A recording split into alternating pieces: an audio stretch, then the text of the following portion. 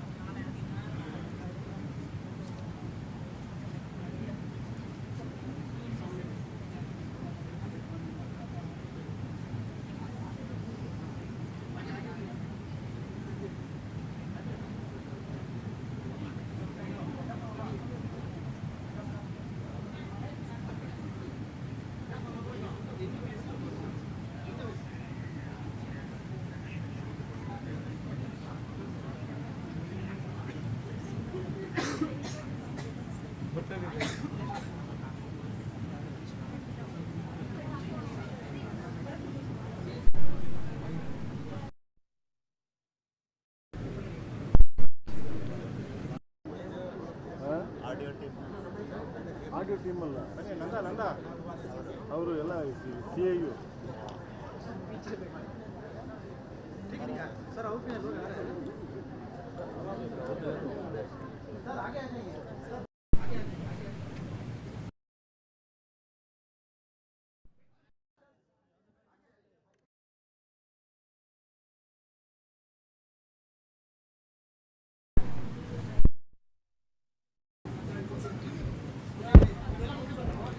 Namaskara, Namaste, good morning all.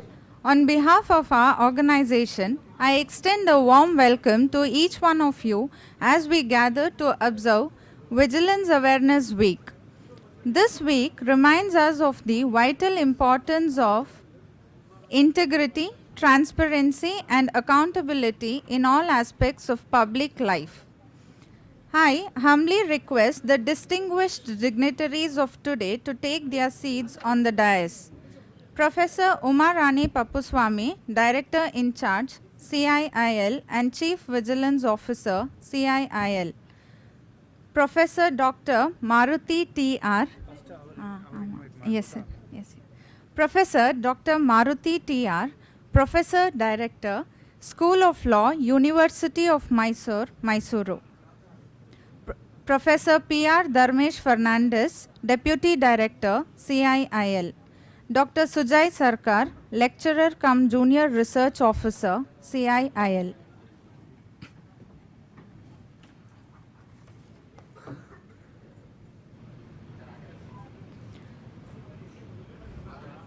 I invite Dr. P.R. Dharmesh Fernandez, Deputy Director, to deliver the welcome speech.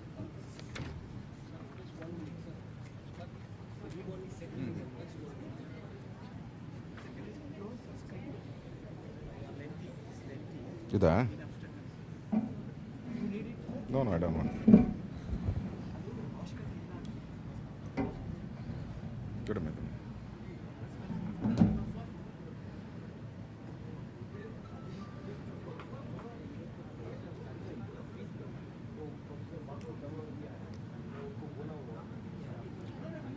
ಬನ್ನಿಪ್ಪ ಎಲ್ಲ settle ಆಯ್ಕೊಳ್ಳಿ. Nandish close ಮಾಡಿಬಿಡಿ, ಅದು ಆಯ್ತಲ್ಲ.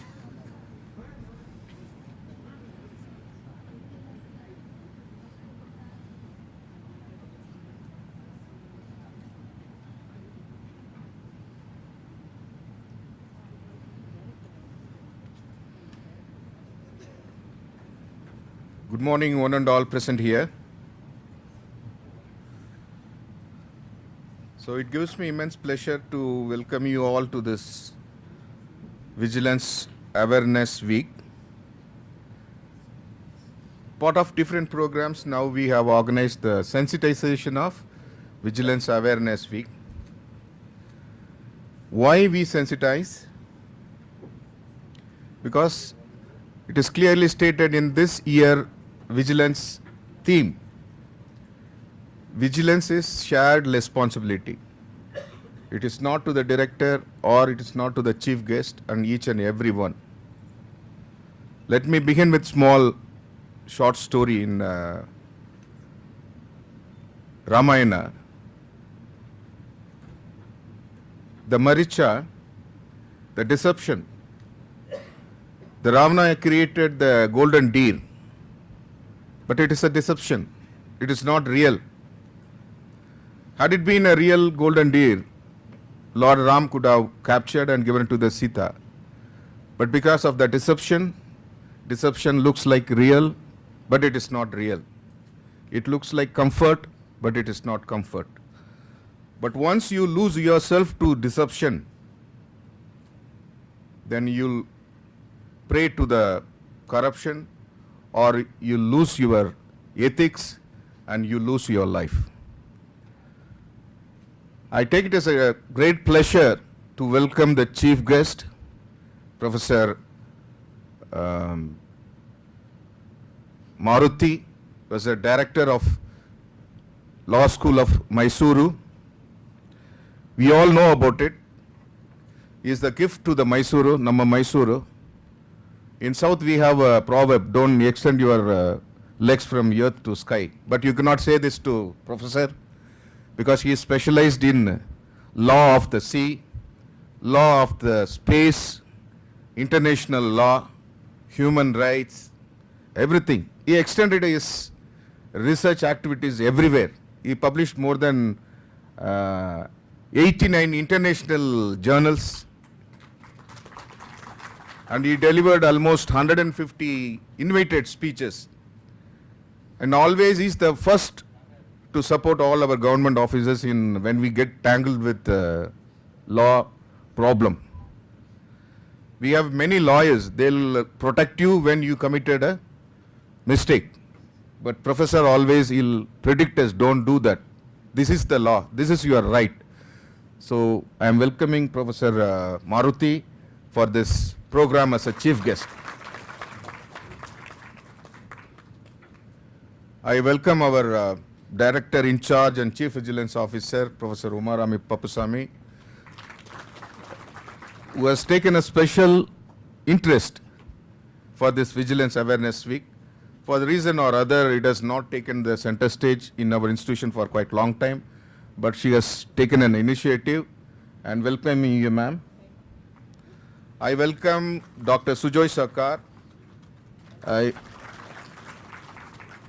Is part of this year vigilance awareness and making people sensitization. He has shouldered with so many responsibilities. On forthcoming days, he will be organizing walkathon on vigilance awareness and vigilance executive, and also he will organize quiz program. Dr. Sujoy, I welcome you to this program. I welcome all our officers, Dr. Tariq, Dr. Prem Kumar, and all my friends. And I welcome all the participants, because I said in the beginning of the speech that vigilance is responsibility for all. Share the responsibility. So you, my colleagues, the project staff, and the administrative staff, I welcoming you all to this sensitization program. And I know that this will sensitize you towards vigilance. We should be always, even a noble man, we have said at the beginning, I said, even the noble man can distract himself and pray to the whatever thing which goes, I mean, when you do wrong, and it's not good for the institution and other things. So I'm welcoming each and one for this program. Welcome you.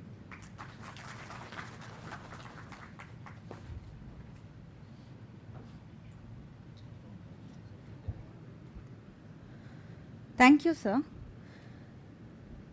Now I invite Professor Dr. Maruti, Professor, to address the audience.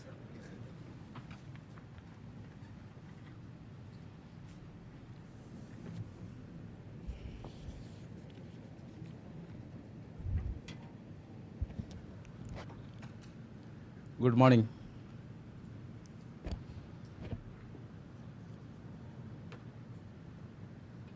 Esteemed Professor cum Director CIL, Dr. P.R. Dharmesh Fernandez, Professor Umarani Pappu Swami, Director, CIL, Chief Vigilance Officer, Dr. Sanjay Sarkar, invitees, Dr. Tariq, above ladies and gentlemen. In fact, I am indeed privileged and honored to be a part of this Vigilance Awareness Week 2025. Perhaps you may have gone through all in all. However, it requires a lot of drill to understand what is all about corruption in a country like India.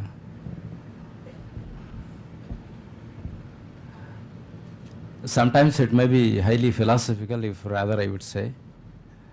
Once Thomas Hobbes said, man is by born free, everywhere is in chain. In otherwise manner, he says that man is by born brutish and nasty, force is ultima ratio. This is what we have known on the basis of social contract theory. Perhaps many scholars may have known what is all about a social contract theory. Just look into law from different perceptions and ideologies. There are as many as conflicts in the society. It's very difficult to resolve all these conflicts within no time. It requires a lot of drill. Whether egg is first, hen is first, plant is first, seed is first, military necessity is first, humanity is first, men are first, women are first. We don't know. This is very important, you have to understand. I'll start with my analysis on the basis of one of the illustrations. Kindly have a look on. One fine day, there was a debate between sheep and wolf. Wolf, in fact, standing before sheep, demanding, sheep, I have a right to food, I want to kill you. Then sheep replied politely, my friend wolf, however, you might have got right to food, you cannot kill me because I have a right to life. So how would you balance the interest between right to life and right to food? It's a tricky question. So this is what we have to understand from these observations as well. There is a law. You cannot reject it. Law is an imperative thing. And moreover, if rather I would say, law is an instrument of social change. It may change from time to time as a science and technological development. This is what Stephen Wago of US who could share on the basis of these factors as well. Perhaps many scholars may have known what is all about jurisprudence. You just look into our jurisprudence, you will be known how many theories have come. You have natural law. What else you want beyond natural law? To understand natural law, as many as the scholars have come. Take for an example, it could be legal positivism, American realism, Scandinavian realism, anthropological approach, then economic approach, pure theory of law, all in all have come in. They are within you, with a view to understand the society in a larger and larger interest as well. There is a synergy between law and social change. Please understand. Why you follow law? You have to understand, first of all, Kriya and Karma. Kriya for yourself, Karma for others. Because of Karma, we are sitting here. Please understand.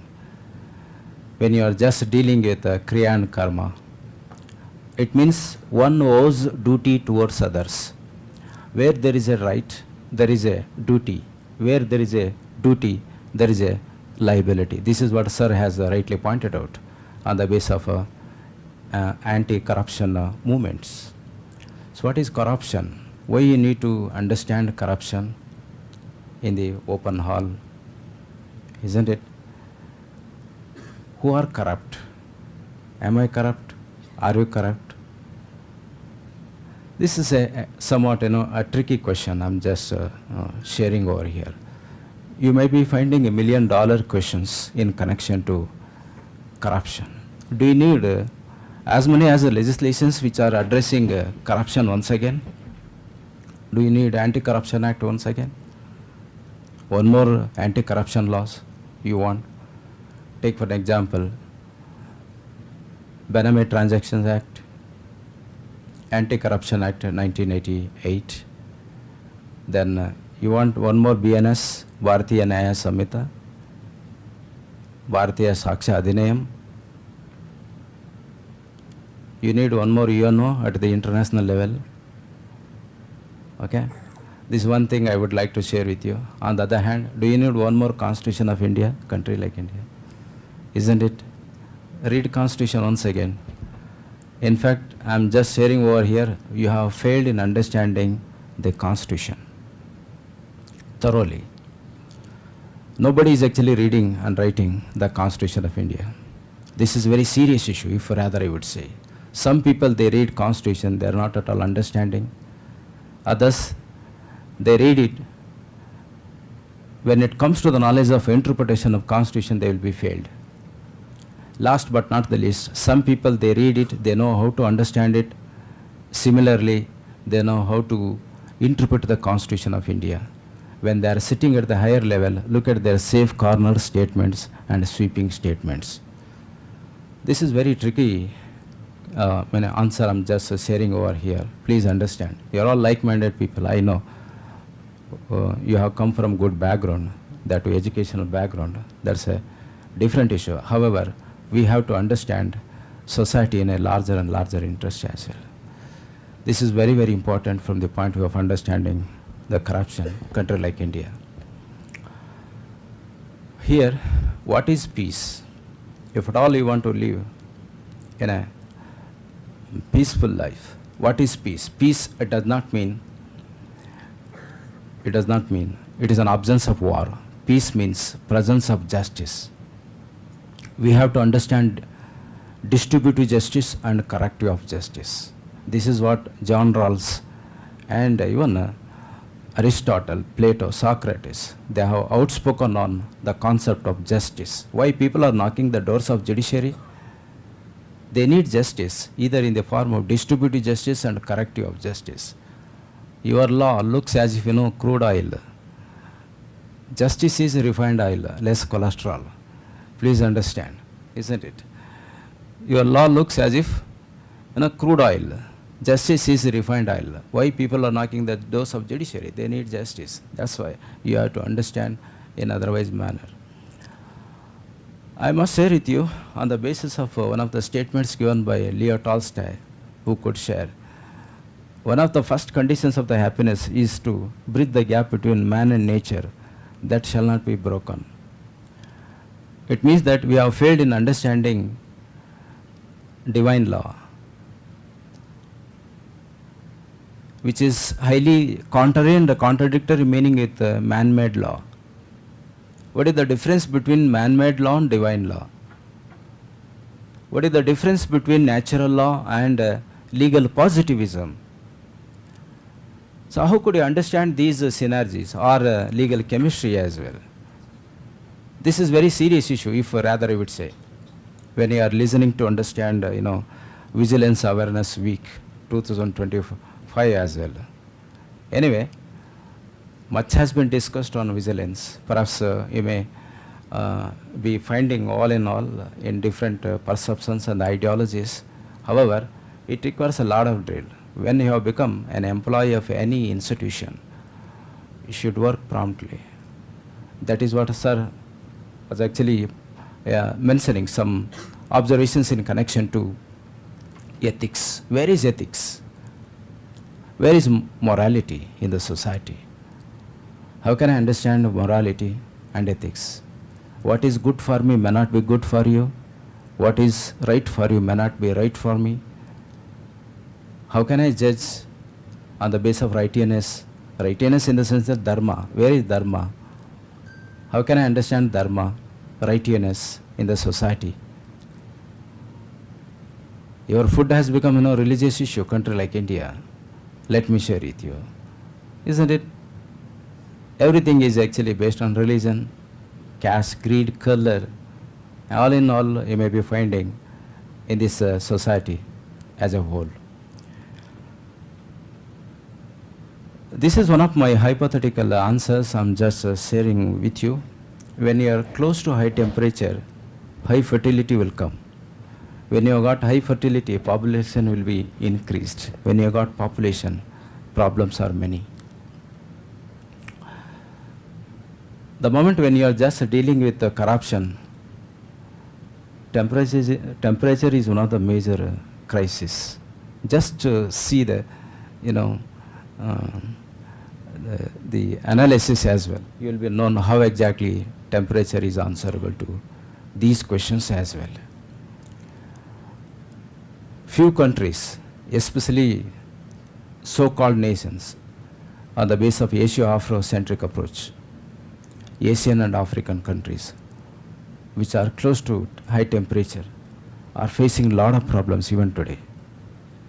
This is my hypothetical answer I'm just sharing with you. You may be finding a lot of criticisms leveled against this analysis. However, this is one of the relevant answers I'm just sharing over here. The moment when you are just dealing with anti-corruption laws, country like India. You may be wondered, when you deal with, crime in India, the 3-volume report, Crime in India, 2022 was actually published by National Crime Records Bureau, an agency under the Ministry of Home Affairs, Government of India, in December 2022. This is the 7th edition of Annual Crime in India report, the first which was actually published in the year 1953. Have a look on statistics available in connection to rising of crime rates country like India. The report states that 1,93,385 cases were actually filed under economic offences such as criminal breach of trust, counterfeiting, forgery, cheating, and fraud in India. The report states that 4,139 cases of corruption offences were reported in 2022, making a 10.5% increase from 3,745 cases reported in 2021. The highest number of cases were actually recorded from Maharashtra, 749 cases, followed by Rajasthan, 511 cases, and Karnataka, 389 cases. This is what we have known about the report which has been submitted by Home Ministry as well. When you deal with corruption, especially in ancient India, corruption existed throughout ancient history. You have to understand. Corruption is not new to us. It is there for centuries. Please remember when you deal with the concept itself. Look into Egypt, Mesopotamian, Greece, and India. Even early evidence includes legal codes like Hammurabi's in Mesopotamian and Vedic in India as well. Why I'm just sharing all these examples? It is not actually new to us. It is there for a century. As long as we are living on this earth planet, so long corruption cannot be put an end. War cannot be put an end. Can you stop war? Can you stop conflicts in the society? Okay. You just have a look on municipal and international, how many legislations have been actually brought in to understand anti-corruption measures. Do you need one more Lokpal, Lokayukta, ACB, CVC, Central Vigilance Commission? Do you need one more CBI, CID, COD? I'm sorry to bother. This is very tricky, answer I'm just sharing over here. Isn't it? Every day we are just documenting, and you may be finding, ready-made answer with you to understand these questions as well. Just see the specific high-profile cases. Take, for example, 2G spectrum scam. Everybody knows, country like India, 2008 case. Then Commonwealth Games scam, 2010. Then Colgate scam, 2012. Then Nirav Modi PNB scam, 2018. A fraud involving fraudulent letters of undertaking, amount of 13,000 crores. It's a huge amount. Look at all these scams. Everybody knows what's going on around the globe. Why UNO is actually initiated to have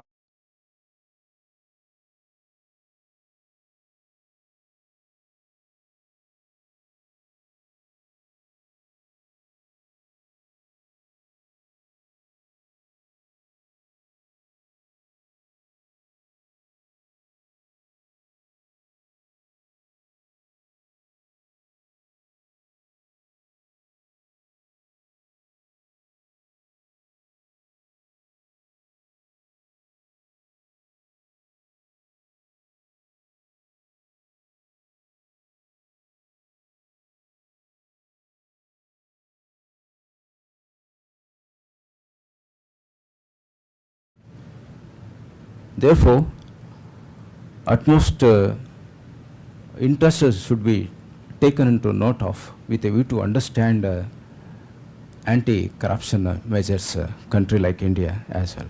So apart from these interesting cases, I have come across with a few of them. Have a look on.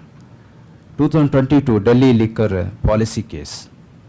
A case involving allegations of irregularities and kickbacks in the formulation and execution of a Delhi liquor policy. 2024 NEET controversy, that's ongoing even today. Then LGBT come entrance tests, NEET for medical admissions in India. Then Qatar corruption scandal, that's called as a European Parliament. 2022, then Pune car crash, then Sandesh Kali violence. All in all you have. How do you overcome? So what kind of conflict resolution you have to overcome all these corruptions, country like India? This is very, very important from the point of view of understanding the corruption as well. Let me share with you, apart from these statistics and reasons, causes, and all in all, why United Nations organization has been keep working on anti-corruption measures at the international level. There is a meaning in it. It means that UNO is not actually free from corruption. Corruption, it is there for centuries. You have to understand. That's what I said. As long as you are living on this earth planet, so long, corruption cannot be put an end. Can we put an end? How? You have to change your mindset. That's very important. That's very important from the point of understanding the corruption country like India as well. And read the constitution thoroughly. understand others in the society as a whole. This is one thing I would like to share with you. On the other hand, there are as many as conflicts. As I said, my wife cannot ask me to have mother room. How can I have mother room? I am biologically imbalanced. How can I have mother room? She cannot ask such kind of questions. This is a tricky question, if rather I would say, on the basis of the forms of corruption. Corruption may be in the form of petty corruption, political corruption, bureaucratic corruption. All in all, we have. On the other hand, what are the contributing factors you may be finding when you are listening to understand anti-corruption measures a country like India? Lack of transparency, weak institutions, bureaucratic red tape, then low salary and incentives might be one of the major reasons. Then social and economic inequalities in the society. When you deal with inequality, no matter, Article 14 of the Constitution is very clear. Like should be treated alike, unlike should not be treated like. Equality before law and equal protection of law, they should go hand in hand. This is what we have known on the basis of constitutional checks and balances. All are equal, but some of them are not equal. For them, law shall be made available. This is what we have gone through on the basis of a triple justice. What is a triple justice? It could be called as if, social, political, and economic justice. You have to give voice to the voiceless, then eyes to the eyesless, remedies to the remediless. That is our strength. We have to understand in this way. These are the major observations you may be finding when you are just listening to understand the corruption as well. On the other hand, when you have become a member country of any international convention, you have to ratify international conventions. Ratification is must as far as Vienna Convention on Law of Treaties 1969 is concerned. This is what is actually thinking to overcome corruption in almost all the countries of the world. We have got our own statistics. Out of 180 countries, India is the 96th one, 96th. 96 level allidive now, as compared to other countries as well. Then how do you overcome? We have got your own ready-made answer to overcome corruption in a country like India, no matter. However, United Nations organization has been directing almost all the countries of the world to overcome corruption locally. Otherwise, you are answerable to the next generation as well. This is very, very important from the point of understanding the next generation. Tomorrow, your son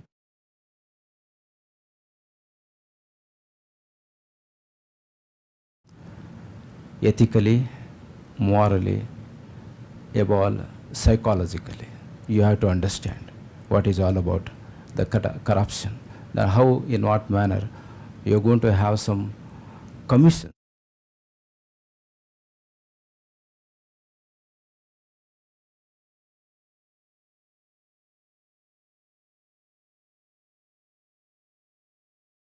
So please remember, this is what and its half-century enactments are all actually directing member countries to overcome as many as a crisis at the local level. Seriously speaking, when I was actually scrolling some information in connection to subject matter of corruption, I could find that corruption is also pinching human rights as well. There is a gross violation of human rights as well. Then what are human rights? Everybody knows. Human rights are nothing but basic rights, natural rights, inalienable, instrumental, integrated, intrinsic. They are there everywhere. They have no boundaries. So keeping of all these examples, corruption is also, damaging human rights and the fundamental freedoms as well. Please understand, whenever you want to go for dealing on, anti-corruption measures as well. Perhaps you may be finding some critical thoughts on the various legislations. However, you have to see the objectives of enactment. Objectives of enactment should be called and looked into. ಕೆಲವೊಂದು ಸಂದರ್ಭದಲ್ಲಿ legislations ಅಲ್ಲಿ loop holes ಇರುತ್ತೆ, ಇಲ್ಲ ಅಂತ ಹೇಳಲ್ಲ. However you have to see the objectives of enactment, like anti corruption act, benami transaction act, Bharatiya Nyaya ಸಂಹಿತ, ಭಾರತೀಯ ಸಾಕ್ಷ್ಯ ಅಧಿನಿಯಮ್. Have a look on and find out a solution. We have had our own instrumentalities. You have legislature, executive, and judiciary. They are all actually working together with a view to understand transparency in administration. That is very, very important from the point of understanding transparency in administration as well. This is one thing I would like to share with you. On the other hand, so based on international mandates, as I said, there is an international force. This is what UNO has been actually working for, anti-corruption measures all over the world. That's why the UN Commission on Drugs and Crime could actually establish at the international level as well. So keeping of all these measures and the conflicts as well, first of all we have to understand a relationship between municipal law and the international law. This is what Article 253 of the Constitution is very clear. The constitutional validity of public international has already been known to us, but nobody is actually sharing. This is one of the major crises we have country like India. Of course, there are some theories which are addressing the classical relationship between municipal law and the international. Municipal law in the sense that national law and the international as well. We have had our own theories. We can find monism, dualism, specific adoption theory, incorporation theory, delegation theory, theory of harmonization, above all pluralistic theory. How many theories have come with a view to understand a synergy between national law and the international law as well. This is very, very important from the point of understanding what kind of measures have been actually followed at the international level as well. This is what I would like to share with you. Even in otherwise manner, when you are listening to have a look on a synergy between national and international law, of course UNO and its half-century enactments should also been actually called for to look into the matter. This is very, very important. There is a case decided by Honorable Supreme Court long ago, Manuel's case. Ratification of international treaties is actually based on executive act. It is not parliamentarian act. Please remember. That's why we have set up external affairs in Delhi. It is close to Supreme Court in Bhagwan Das Road. Perhaps many people may have known. We have set up Ministry for External Affairs. Ministry for External Affairs is actually known for treaty making. Treaty may be an agreement between a state or states or more than 2-3 states as well. Agreements between states called as a treaty. This is what it is actually well noted under Article 2 of the Vienna Convention on Law of Treaties 1969 as well. When you have become a member country of any treaty, it is your duty to follow it. This is what called as, pacta sunt servanda. It's in Latin, pacta sunt servanda. Pacta sunt servanda means pact must be respected. Agreement should be respected. This is what we have known on the basis of a synergy between international law and the national law as well. Suppose you want to have some changes in international agreements, there is a lot of scope on the basis of just cogence. Just cogence in the sense that it's a preemptory norms of general international law that cannot be sidelined at the international level as well. So why I'm just sharing all these examples at this juncture, very well, better than me, that some states will go to Geneva or somewhere else, sign the record, come home without any ratification. When you become a member country of any international convention, that is your duty to ratify it. Ratification is must as far as law is concerned. This is what I would like to share with you. On the basis of Article 253 of the Constitution, that could be read out with 51 of the Constitution of India as well. It means that the constitutional validity of public international law has already been known to us.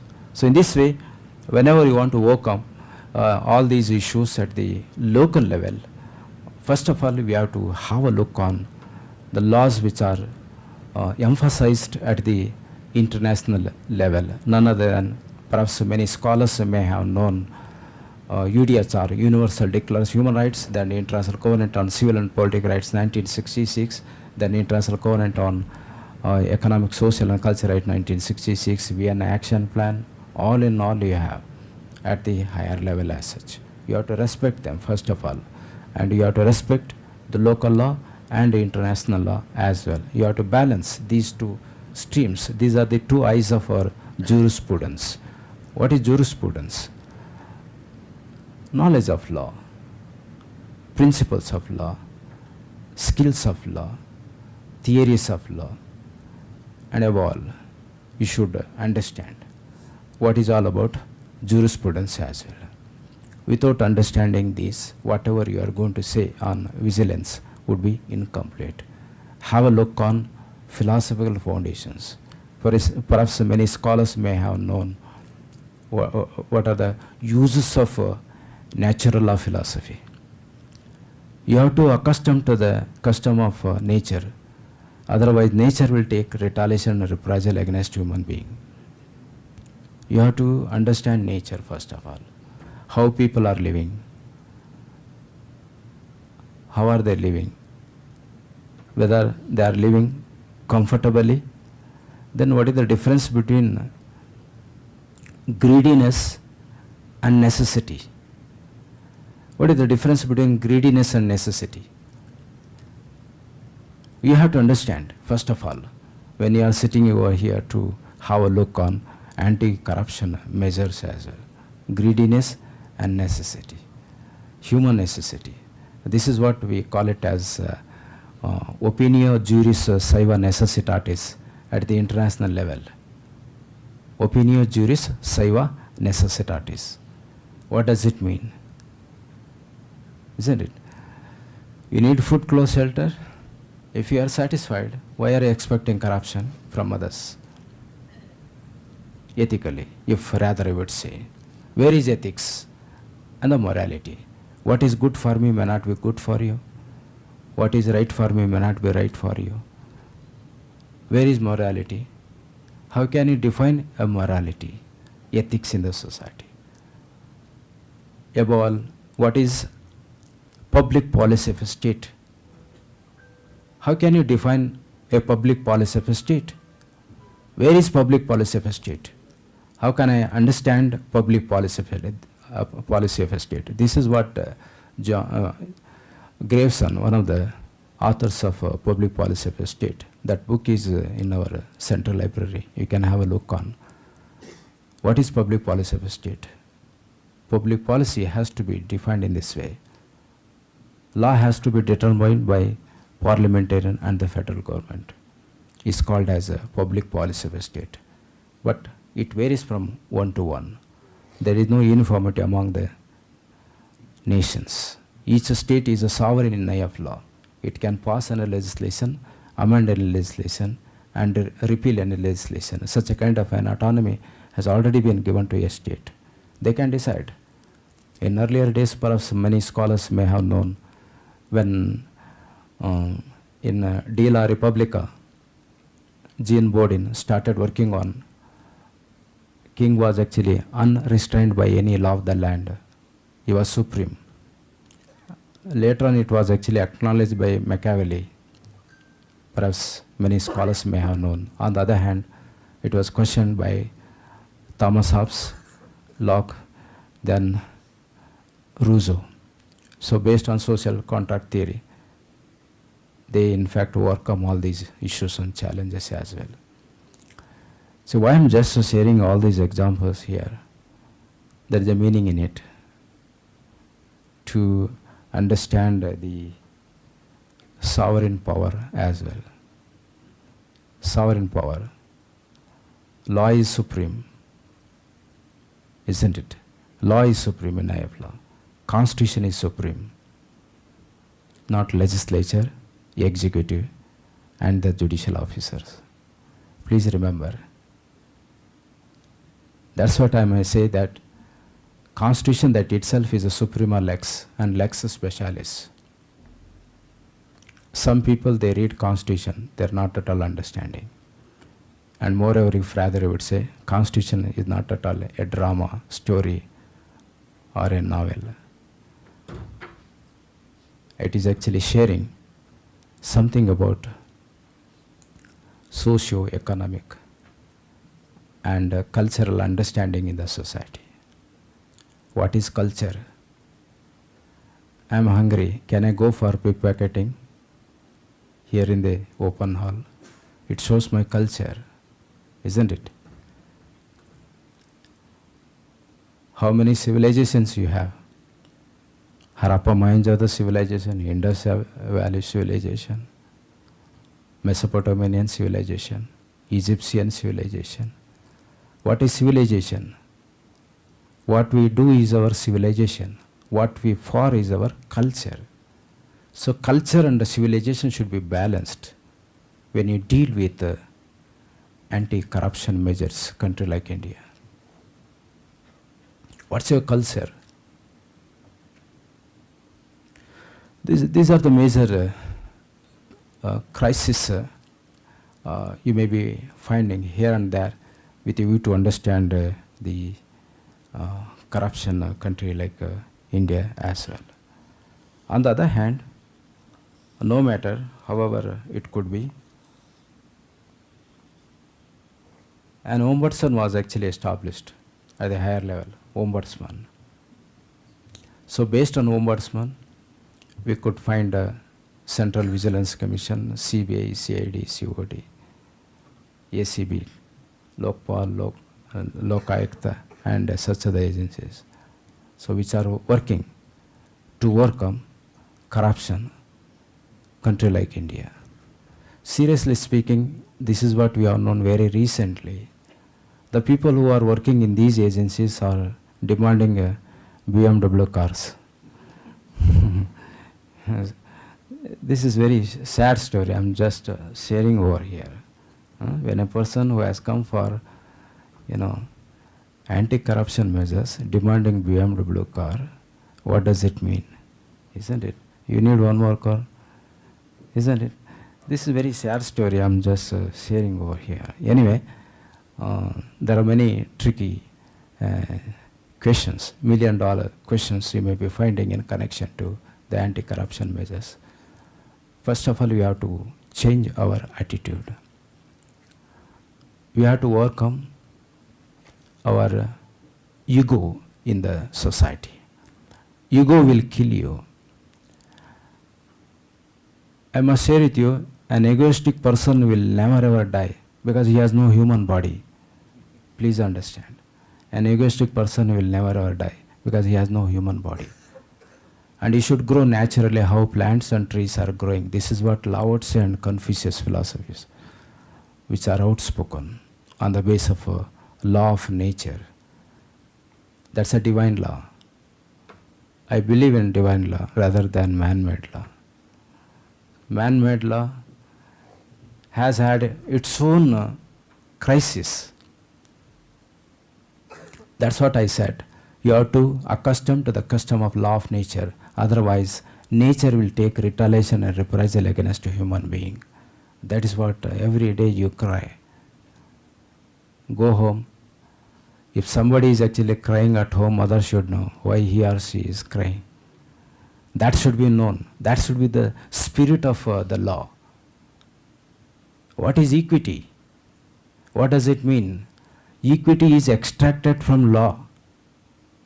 This is what you have to understand on the basis of soft law and hard law. What is soft law and hard law? You have created a soft law to escape from the liability. Then what is liability and the responsibility in the society?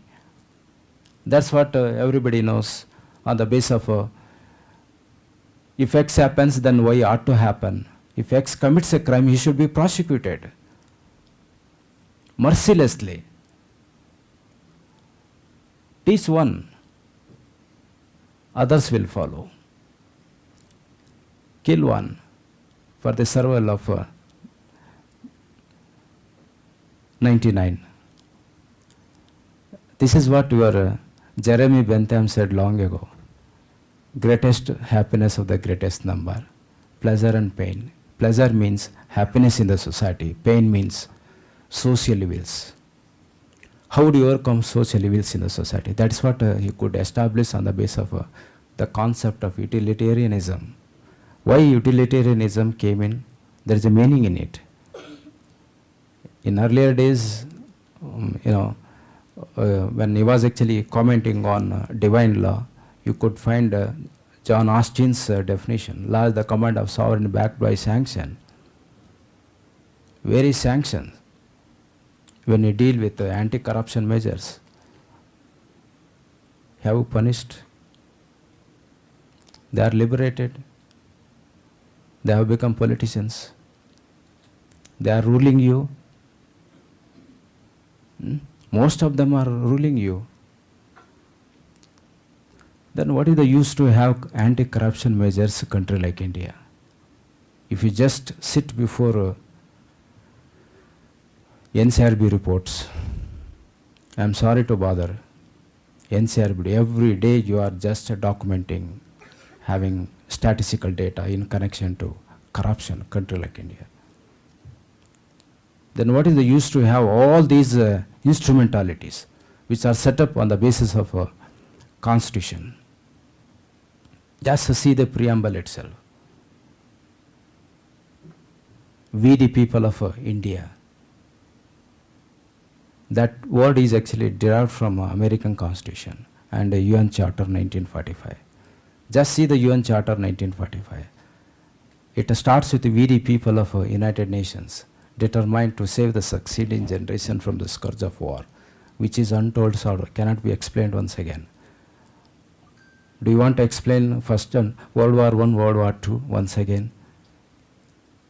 That cannot be explained. That is what the preamble, that itself is sharing its own philosophical foundations. Nobody is actually understanding the preamble, which was actually emphasized at the international level as well. There shall be international cooperation and mutual coexistence with a view to encourage and promote human rights and fundamental freedoms without distinctions with the race, sex, and the language. This is what the preamble of UN, which has actually emphasized on many measures as well. That should be the spirit of the law. That should be the spirit of the people. This is what Karl von Savigny of Germany, who could share on the basis of woke gist in the sense that the spirit of the people. You have to listen the spirit of the people. Later on it was actually emphasized by Henry Maine of UK, Perhaps many scholars who have come across with anthropology might be known about Henry Manet's approaches on the society as a whole. Anyway, however, you may be finding a lot of philosophical foundations here and there. First of all, we have to have a look on our own life. This is what very recently I could read one of the books written by V.R. Krishnaiyer, legendary, before Supreme Court of India, Law and Life. What is law and life? What is the synergy between law and life? Law and society, law and social change. This is what Stephen Wago of US who could say that law is an instrument of social change. It may change from time to time as a science and technological development. You have got everything. You have got a ready-made answer. What else you want?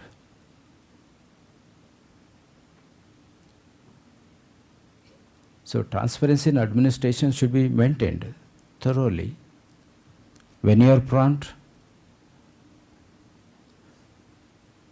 why do you understand Vigilance Commission? You don't require. Can you stop corruption?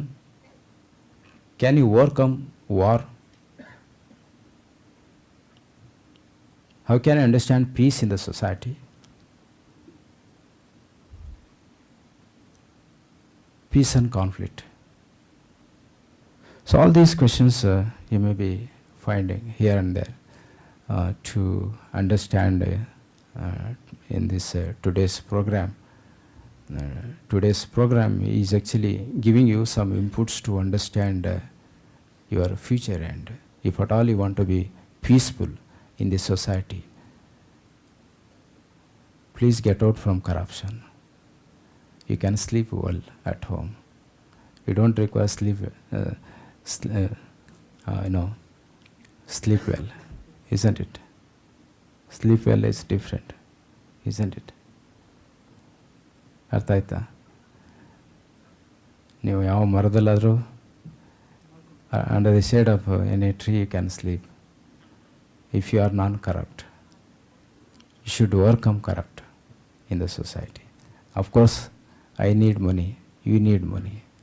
It is highly essential. Without money, there is no life at all.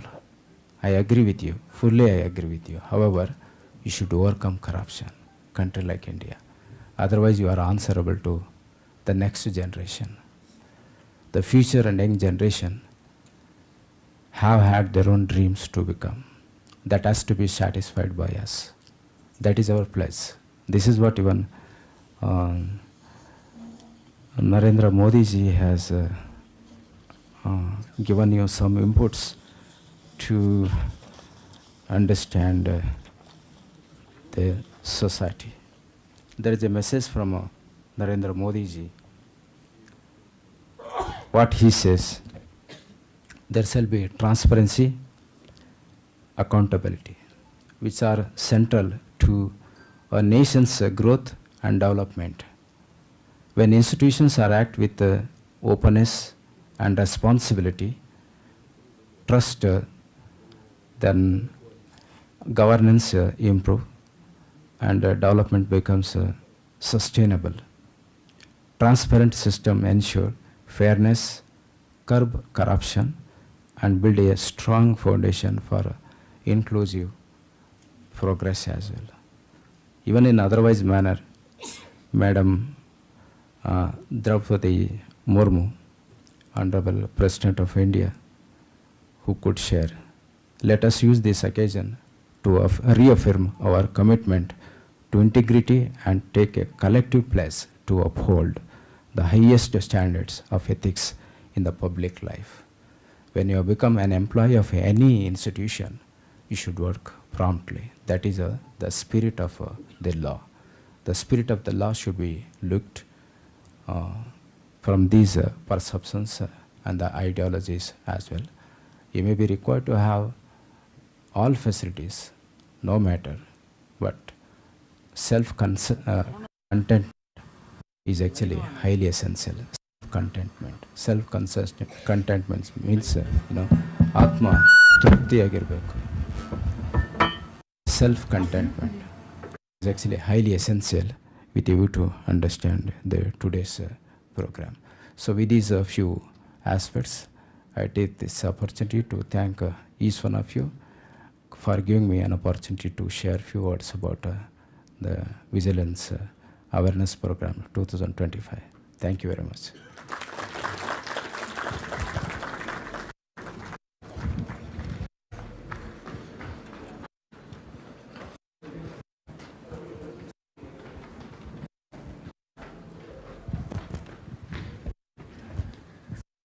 Thank you very much, sir, for your inspiring words.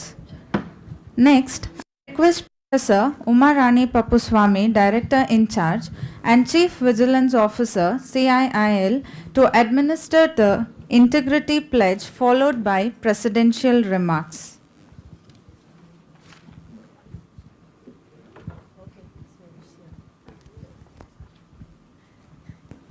ಎಲ್ಲರಿಗೂ ನಮಸ್ಕಾರ.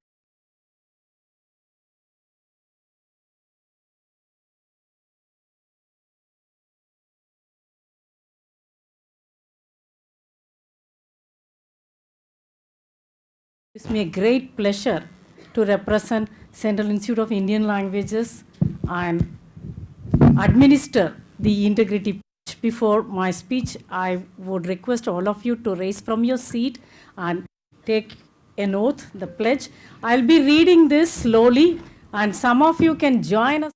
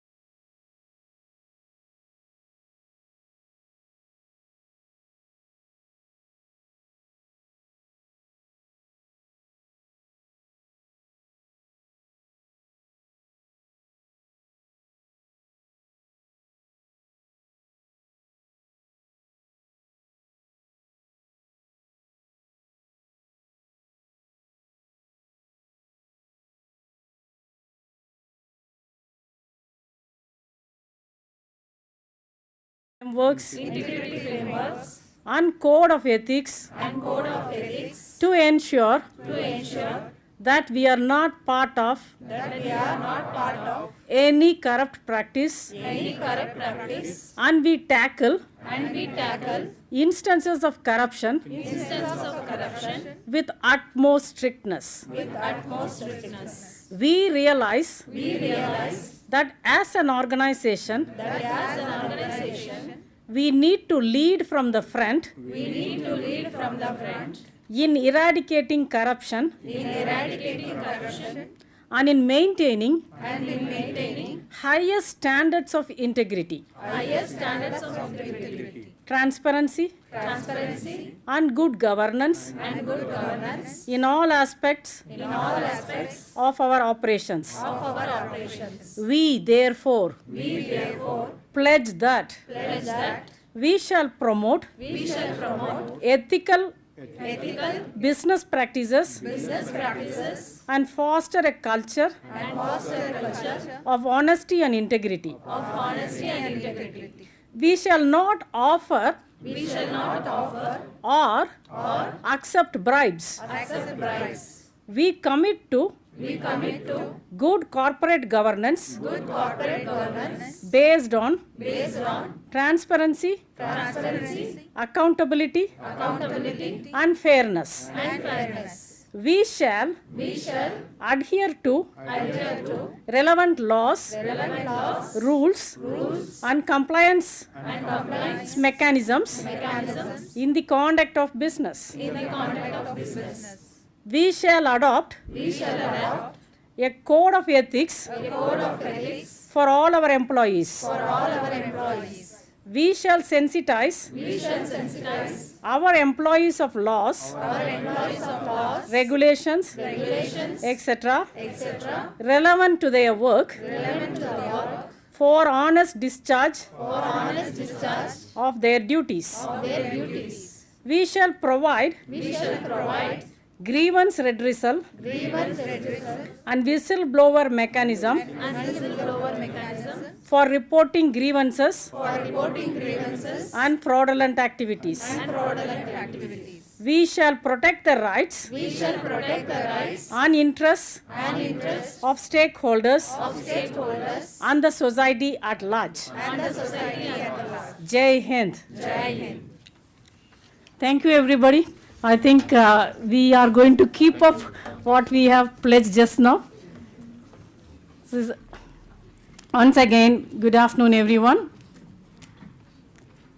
It gives me immense pleasure to address you at the Central Institute of Indian Languages, Mysuru, because we are joining the rest of our nation in observing Vigilance Awareness Week 2025, which began on 27th October, and it will go on till 2nd November.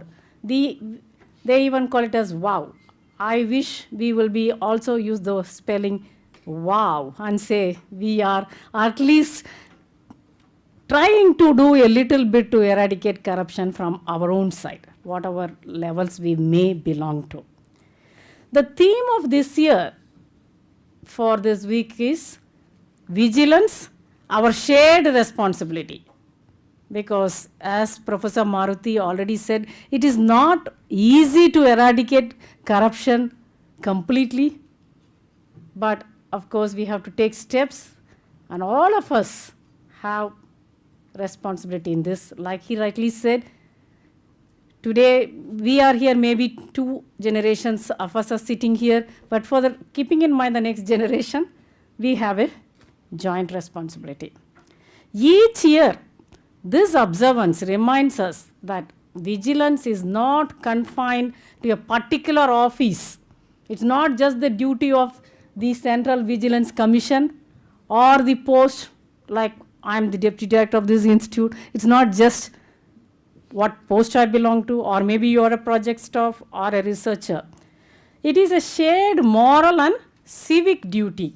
It asks every one of us, whether you are a public servant or you are a citizen of the country, to uphold integrity and transparency in all our actions.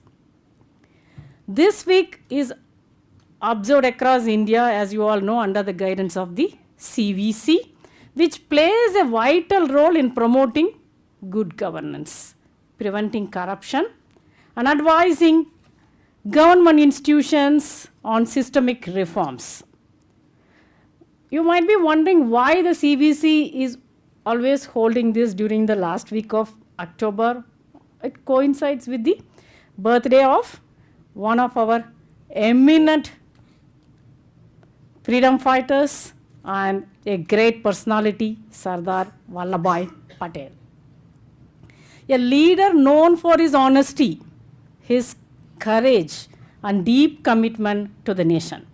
His life reminds us of that integrity and unity are the true foundations of progress, and inspires us to remain steadfast in our responsibilities. We should act with fairness. Let us be very transparent and ensure that our institutions or organizations, to whatever we belong to, reflect the same moral strength that a great leader like Sardar Vallabhbhai Patel exemplified. Once again, reiterating the theme, vigilance, our shared responsibility, makes a simple but a powerful statement. The responsibility of maintaining integrity does not lie on one office or just one institution. It belongs to all of us, whether we are administrators, researchers, project staff, or you may be just a citizen, just a daughter or son of someone. All of us must play a part in building an environment that values some of the ethics what Professor Maruti was already hinting at: fairness, honesty, and discipline. Please remember, integrity cannot be imposed from the top. It cannot be imposed by anyone to you. It should come within you, from you, like it must grow from within. Integrity should also become like a habit, like how we get up, wash our face, comb our hair, and want to look nice. So let us not just look nice, let us also be nice. So make integrity as a habit, a discipline, and a way of life. At Central Institute of Indian Languages, our work touches many communities, as you all know. We work for both scheduled, non-scheduled, big languages and small languages, and many unknown languages too, endangered languages, unknown languages, lesser known languages. We deal with a variety of communities almost every day. Whether we are developing linguistic resources, data banks, or you're working on data sets like LDCIL, or documenting languages like the spell, or digitizing like the BVP, or into a great mission like translating works across our Indian languages, and many other activities, whatever we are doing here, or maybe we are supporting research in different forms and also involved in testing and evaluation like the NTS does. We have a lot of responsibility in both academic and ethical way. To be vigilant in the context of CIL, what does it mean to us? We should be very careful, transparent, and fair in whatever we do. Whether it is in planning something, it could be a project planning, or it could be a planning like this event, or your conferences or meetings, whatever you're doing, or also planning new projects, or you're writing a paper, many other activities. Making appointments also, because we deal with a lot of appointments here. We outsource people. We also we engage people on contractual basis. So a lot of other activities are also going on, which also involves financial management. We do have our AO and others. I am sure, like when we are here, we do have people at all levels. We have establishment people also sitting with us here. It's a duty of each and every section here. It is not just Group A officers, Group B, Group C, Group D, and also all the project staff and every one of us. Whatever way you can be vigilant and help the institute to become a better place. The idea of vigilance is not new. I think already you know, like Professor Maruti already said, when man was born, already like so many other things also started. We also, preventing vigilance also started in ancient times. I'm very happy to cite a few verses from Tirukkural here. I think all of you know about Tirukkural. At least 3 verses I wanted to read out and translate it for you. Tinai tunayang kutram varinum, panai tunayaga kolvar pali nanuvar. This is Kural 433. Thiruvalluvar was a great philosopher, great writer, great poet, and Through this Kural, what he teaches us is that neglecting small faults can lead to greater failures. The translation of this Kural is something like this. Even a millet grain fault, millet grain is very small, very tiny. Even that kind of fault must be seen as tall as a palmyra tree, which is very tall. That means what? You should not ignore somebody's mistake or something around you, what you see, or your own mistake, but just by saying, oh, it's okay, it's just a millet grain fault. Chalega. So, no. Let us not do that. Please treat even, I deliberately wore a kind of a white color sari here. Suppose if somebody puts a black ink on me or a blue ink on me, I cannot just say this is just a black dot. The whatever cloth I'm wearing, it won't be no longer that white sari or whatever or beige color. It's mixed with other colors too. So please be aware of this. What did Thiruvalluvar try to say in this Kural? He says, a vigilant person corrects early before they go beyond the control. When it is small, you have the ability to control that so that it does not grow. This is what we today call as preventive vigilance, which we are also going to observe in the institute. We have a committee here. I'm very happy to introduce the vigilance committee members here for this Vigilance Awareness Week and for the campaign on preventive vigilance. Along with me, we have Professor Fernandez, Dr. Sujay Sarkar, and Shri Ram Brikshay, who will join us next week. He is on LTC. We are kind of just a small team to just start some measures, and with the help of all of you here, let us have many more programs like already Professor Fernandez pointed out. Sujay has some plans for some walkathons, and also maybe we will have quiz. We would like to involve Dr. Tariq Khan for that. I'm openly inviting him here. And then we will also have capacity building programs. So we will have many more activities. I also would like to quote another Kural here. Kutrame kaka porulaha kutrame atran tarum pahai. What does this mean? To guard against fault is to protect the very resources, time, trust, body and energy that sustain life and leadership. See, when lapses, all of us are human beings. It's very normal to make mistakes. Otherwise, we are not human. I cannot say there is someone sitting here who is superhuman. Maybe a superhuman can make a super error too. It's possible.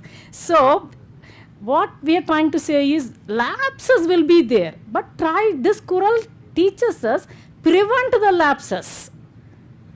Growth always gains momentum. But when they are allowed, they turn something into a ruin and even breed enmity, both in society and within the self.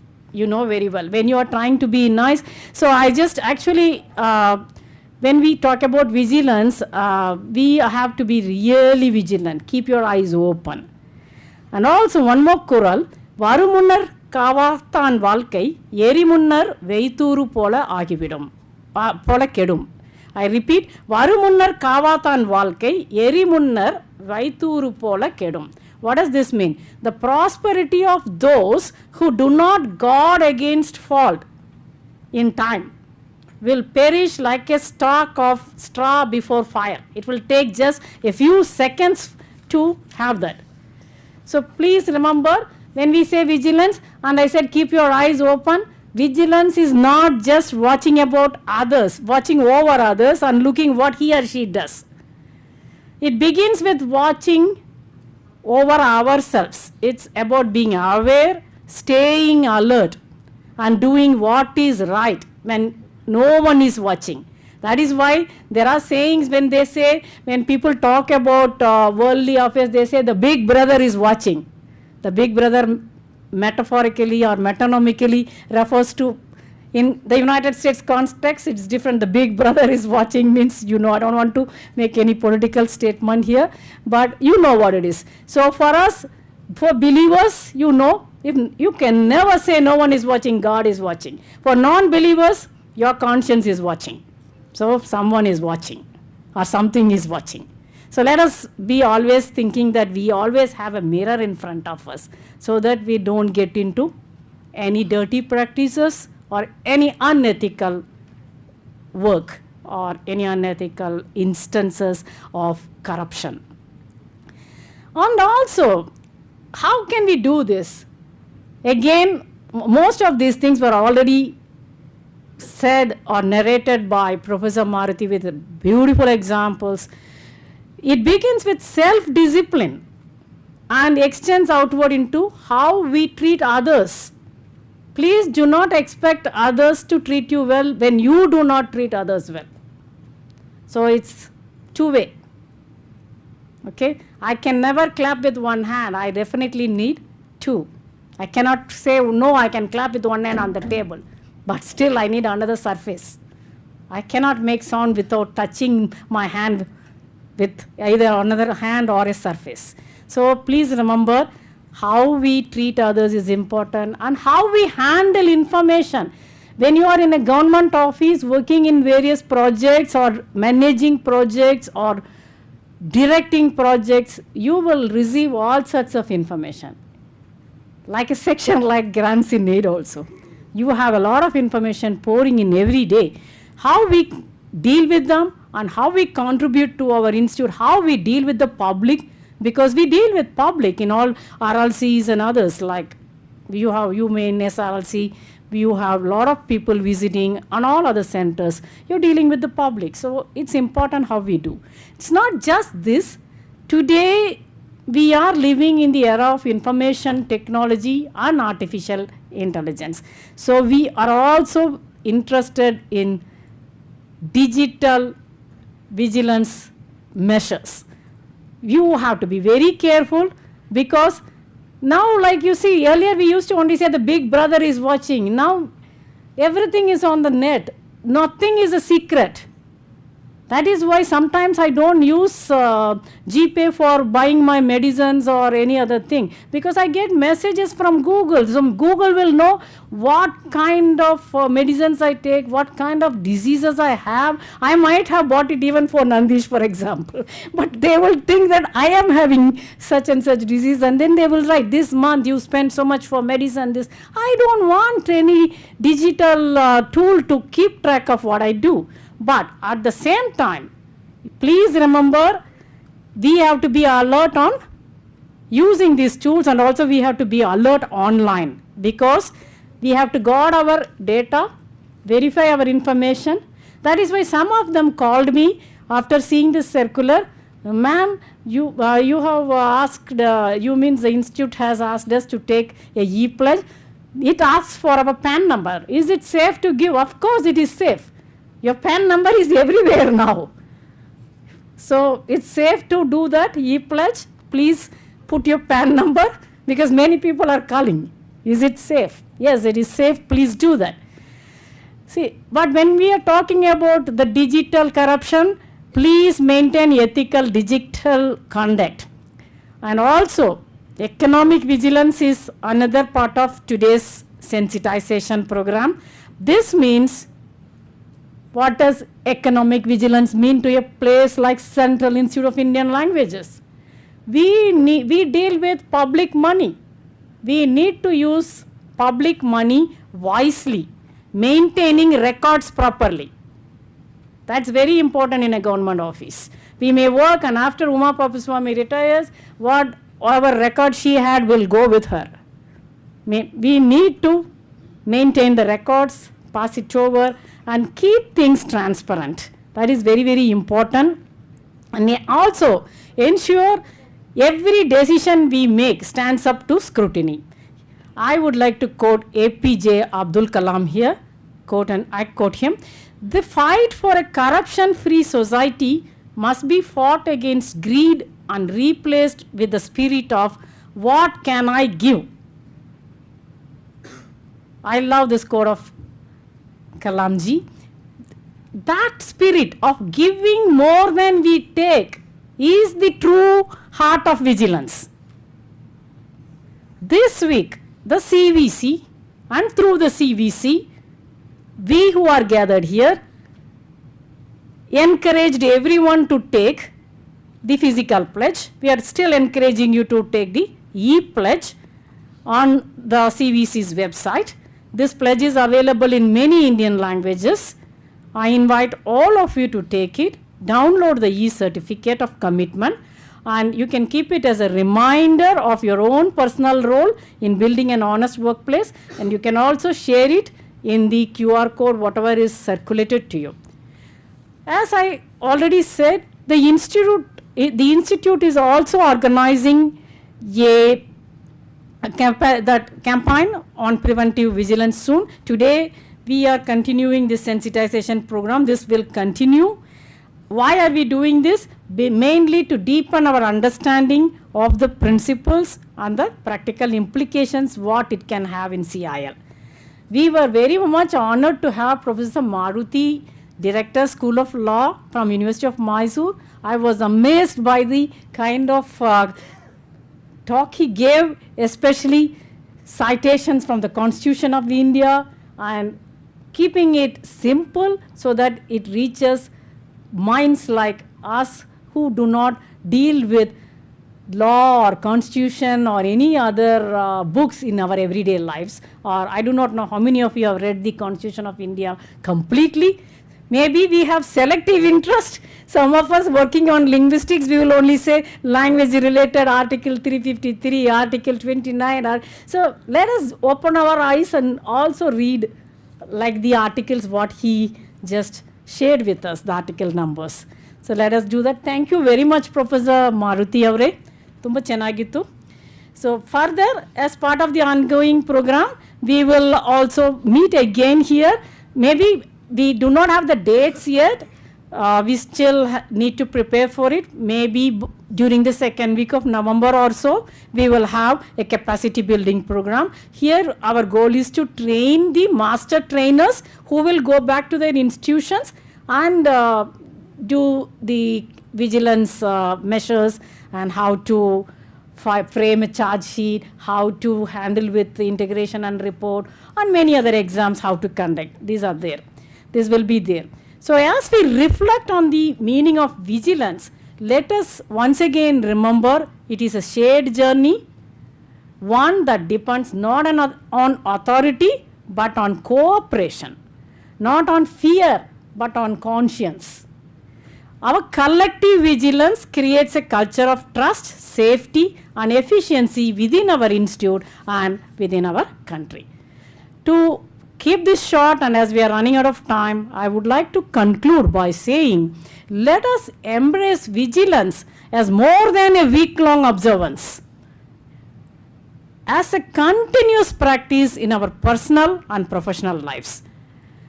I would like to end my talk by quoting Thomas Jefferson.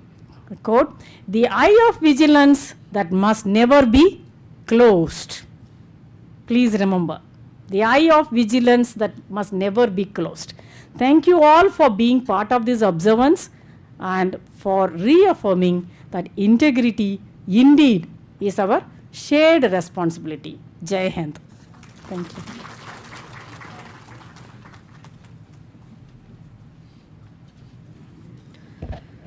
Thank you, Madam, for your valuable address. Now I request Dr. Sujay Sarkar, Lecturer cum Junior Research Officer, CIIL, to propose the vote of thanks. Thank you, Aishwarya. Namaskar. Good afternoon. First of all, I would like to thank Professor Maruti sir. Sir, thank you for joining with us. It was very short notice, and I think you agreed over phone.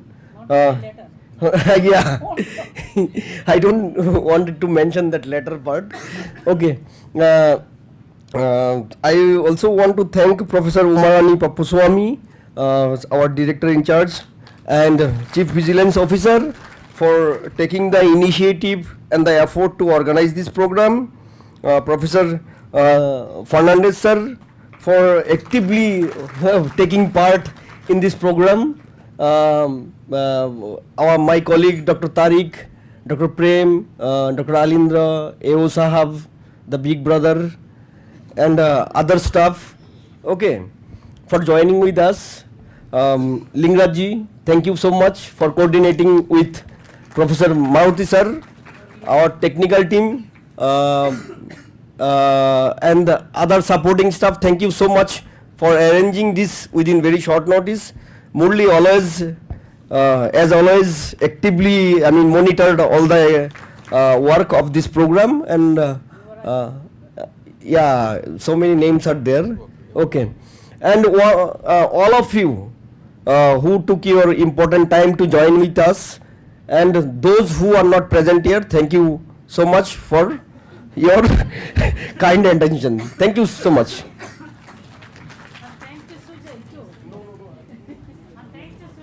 Thank you, sir. Please join for tea and refreshments.